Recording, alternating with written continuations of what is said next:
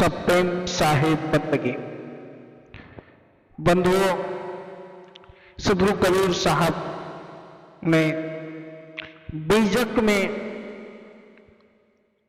उन शब्दों को पिरोया है। सदगुरु कबीर साहब के बीजक के अंतर्गत जो भी भक्त सदगुरु कबीर साहब के बीजक के मूल शब्दों को पढ़कर समझ लेगा, उसे सदगुरु कबीर साहब की सीख और सदगुरु कबीर साहब के बताए गए उनके द्वारा सभी बातों और उपदेशों को जो समझ लेगा, वह इस 1,84,000 से सदा सदा के लिए उसका इस संसार से मुक्ति मिल जाती है। क्योंकि सदगुरु कबीर साहब के बीजक में वह मूल मंत्र छुपा है जो कहीं भी किसी धर्माचार्य, किसी महंत और संत के पास जाकर खोजने की आवश्यकता नहीं है। सदगुरु कबीर साहब के बीजक को पढ़ना और समझना। सदगुरु कबीर साहब ने अपने बीजक में समस्त बातों को इस प्रकार से कहा है। उनके बीजक के जो शब्द हैं वह एक एक मूल्यवान और बहुत ही इस 5 तत्व शरीर के लिए उपयोगी होता है। बंधुओं, सदगुरु कबीर साहब के बीजक से रामायणी नंबर 3 सदगुरु कबीर साहब ने बीजक में क्या कहा है, किस प्रकार से इस सृष्टि और इस संधारा को और इस संसार को समझाने का काम किया है, किस प्रकार से कैसे क्या उत्पत्ति हुई, कैसे धरा और पवन पानी का से लेकर सभी जीव जंतुओं का वर्णन किया है सदगुरु कबीर साहब। इसी कड़ी में रामायणी नंबर 3 प्रथम आरंभ कौन का भयो अदूसर प्रगट कीन सोठयम प्रगटे ब्रह्मा विष्णु शिव शक्ति प्रथमे भक्ति कीन जीवोक्ति प्रगटे पवन पानी और छाया बहु विस्तार की प्रगति माया प्रगटे अंड पिंड ब्रह्मंडा पृथ्वी प्रगट कीन नवखंडा प्रगटे सिद्ध साधक सन्यासी ये सब लागी रहे अविनाशी प्रगटे सुर नर मुनि सब झारी तेह की खोज पे सब हारी। सदगुरु कबीर साहब कहते हैं कि यह पृथ्वी आदि पंचभूतों में सर्वप्रथम किसका उद्गम हुआ? पृथ्वी अथवा आकाश तथा भौतिक चीजों में से सर्वप्रथम किसका आरंभ हुआ? मानव अथवा अन्य चीजें सृष्टि में सर्वप्रथम किस वस्तु का निर्माण हुआ, शुरू हुआ? पहले जीव आया या पहले क्या आया? सदगुरु कबीर साहब इस भेद को खोलने का काम करते हैं अपने बीजक में। आगे सदगुरु कबीर साहब कहते हैं कि सृष्टि रचयिता ने किस स्थल पर विराजमान होकर सृष्टि की रचना की? शायद सर्वप्रथम इच्छा रूपी नारी अर्थात गायत्री शक्ति से ब्रह्मा विष्णु तथा महेश की उत्पत्ति हुई तथा इन त्रिदेवों ने ही सर्वप्रथम माता गायत्री की भक्ति की एवं प्रार्थना की। यहां ग्रंथों में भी बताया गया है और इसका वृत्तांत है कबीर साहब ने इसको बिल्कुल साक्ष्य के रूप में प्रस्तुत किया है कि आदिशक्ति गायत्री ने किस प्रकार से ब्रह्मा विष्णु की उत्पत्ति की और उन्होंने किस प्रकार से संसार में चलाने के लिए इन्हीं तीनों देवताओं को संसार के इस ब्राह्मणों में किस प्रकार से चलाया जाए उसका एक प्रपंच रचा। फिर पवन जल तथा छाया अग्नि की उत्पत्ति हुई तथा पूर्ण विस्तारित रूप से माया प्रकट हुई। तत्पश्चात अंड व ब्रह्मांड का उद्गम हुआ तथा धरती 9 खंडों के रूप में प्रकट हुई, यानी धरती 9 खंडों में विभक्त कर दी गई। इसके बाद सिद्ध साधक तथा सन्यासी उत्पन्न हुए जो किसी काल्पनिक अविनाशी भगवान की सेवा, आराधना, वंदना में लगे रहे। तत्पश्चात सारे सुर, नर, मुनि सभी उत्पन्न हुए। ये तीनों निरंकारी, अविनाशी, आदृश्य ईश्वर की खोज में लगे रहे तथा बाद में हार थक कर बैठ गए, अर्थात अपने स्वरूप से अलग तत्विक वस्तु को मानकर उसी की खोज में लगे। अंत में हार गम अगम अपार मानकर बैठ गए। यह सभी जो संत महात्मा जितने इनकी उत्पत्ति हुई, ब्रह्मा विष्णु महेश से लेकर जितने सुर नर मुनि जितने लोग इनकी उत्पत्ति हुई, यह लोग एक ऐसे ईश्वर की पूजा करने लगे जिसके वह मानते तो जरूर थे लेकिन उनका दर्शन ना हुआ। उनके दर्शन हेतु लगातार वह पूजन अर्चना करते रहे, लेकिन कभी उस परमात्मा का इनको दर्शन न मिला और थक हार कर वो बैठ जाते हैं। आगे सतगुरु कबीर साहब कहते हैं, जीव शिव सब प्रगटे वह ठाकुर सब दास, कबीर और जाने नहीं एक राम नाम की आस। सतगुरु कबीर साहब कहते हैं जीवन मतलब मनुष्य ही शिव जी यानी भगवान की कल्पना की गई। एक ही कल्पति सब ठाकुर अर्थात स्वामी बन गए, बाकी सब स्वयं ही उनके दास सेवक बन गए। कबीर साहब कहते हैं राम नाम के अतिरिक्त किसी को नहीं जानता, मैं तो सिर्फ राम नाम की आस लगाकर बैठा रहता हूं, उन्हीं की भक्ति करता हूं। सतगुरु कबीर साहब कहते हैं मैं सिर्फ उन्हीं की आस लगाए रहता हूं। आप किसकी खोज में बैठे हुए?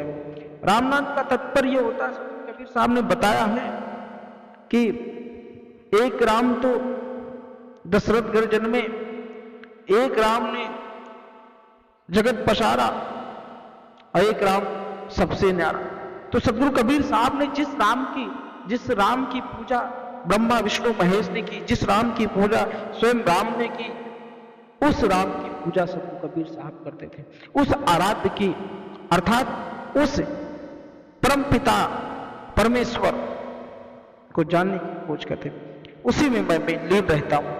कहने का तात्पर्य है कि उनके पास सभी मनुष्यों को अकेले एक दिन जाना ही, तो क्यों ना उन्हें पहले से ही अपना इष्ट मानकर अपना लिया जाए, उन्हीं की वंदना की जाए। सतगुरु कबीर साहब कहते हैं कि जब हमको अपने भक्तों को समझाते हैं कि जिसकी भक्ति कर रहे हो आप, उसकी भक्ति से तुम्हें मुक्ति नहीं मिलने वाली है। उस सत्य को जानो, उस सत्य को समझो। जब तक उस सत्य को समझ नहीं सकते हो तब तक आपको मुक्ति नहीं मिल सकती। और सतगुरु कबीर साहब के इन्हीं शब्दों को समझकर, इन्हीं शब्दों को जो समझता है, जो जानता है, उसी की इस संसार में मुक्ति मिलती है। नहीं तो बहुत सारे जीव आते हैं और यहीं पर भटककर 184 योनियों में भटकते रहते हैं। कभी किसकी भक्ति कर लेंगे, किसी ने ब्रह्मा की भक्ति की, किसी ने विष्णु की भक्ति की, किसी ने शंकर की भक्ति की, किसी ने काली की भक्ति की, किसी ने दुर्गा की, किसी ने वैष्णो की, किसी ने हनुमान जी की, किसी ने कृष्ण जी की, किसी ने आदि आदि अनादि 33 कोटि देवताओं की पूजा जिस प्रकार से लोग करते चले आ रहे हैं। किसी ने ईसा को माना, किसी ने अल्लाह को माना, पैगंबर को माना, किसी ने गिरजाघर को माना। तो इस प्रकार से लोग भ्रमित हैं। वह किसको माने, किसकी भक्ति करें जिससे मुक्ति मिलती है। सतगुरु कबीर साहब ने सीधा सीधा दर्शाया है कि जिस चीज को तुम खोज रहे हो उसका पाना बहुत मुश्किल है, वह सहज रूप से ही मिल जाता है अगर तुम पाने की कोशिश करोगे तो। उसको पाने के लिए अपने मन को निर्मल रखना, जीवों पर दया करना, ऐसे लोगों को ही सतगुरु कबीर साहब का दर्शन प्राप्त होता है। आज तमाम आडंबर चले आ रहे हैं, तमाम कबीरपंथियों में भी पंथ में चलाया जा रहा है कि किस प्रकार से भक्ति की जाती है। सदगुरु कबीर साहब का नाम लिया तो जाता है, लेकिन वह भी तमाम इस वैष्णव में जो आज के युग में राक्षसी भोजन और राक्षसी सुरापान है उसको लोग प्रयोग में लाते हैं, वह कबीरपंथी भी करने लगे हैं। तो क्या उनको मुक्ति मिलेगी सिर्फ राम नाम ले लेने से, सदगुरु कबीर साहब के सिर्फ नाम से और कबीर बीजक को पढ़ के? नहीं, सदगुरु कबीर साहब को मानने की जरूरत ना है, उनको जानने की जरूरत है, उनको समझने की जरूरत है।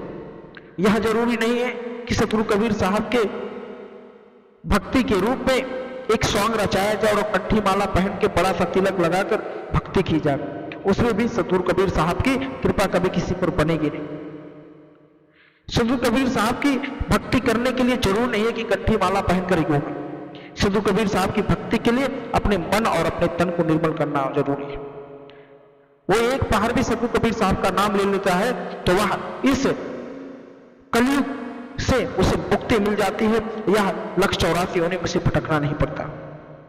लेकिन आज जिस प्रकार से तमाम पंथ चल रहे हैं, पंथों में इस तरीके से बताया जा रहा, इस तरीके से पाखंडवाद फैलाया जा रहा, वह भी कबीर पंथ के लिए एक विनाश के रूप में है।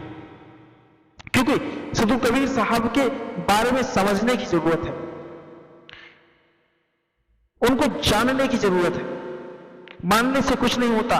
मैंने मान लिया सदगुरु कबीर साहब के भक्त हूं, बड़ा सा तिलक लगा लिया, माला लगा लिया, घूमते फिरे, लेकिन अगर जानने की जरूरत, सदगुरु कबीर साहब ने किया क्या था। सदगुरु कबीर साहब ने उस समय में धर्म का झंडा लहराया था जिस समय अकबर जैसे शासक ने हिंदुओं पर अत्याचार किया था,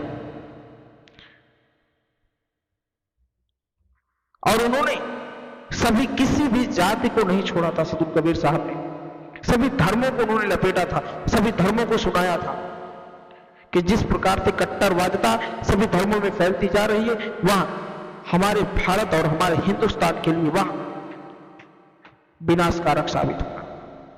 इसलिए सदगुरु कबीर साहब ने सदा ही अपनी वाणी में एक अलग सी ही छाप छोड़ी, जिस कारणवश आज भी लोग अपने प्रवचनों में और अपनी बातों में सदगुरु कबीर साहब की बातों को तो लाते हैं, लेकिन सदगुरु कबीर साहबों को स्मरण नहीं करते, उनको जानते नहीं, उनको समझते नहीं, सिर्फ अपना काम करने के लिए उनकी सिर्फ शब्दों को अपने बातों में लाते हैं।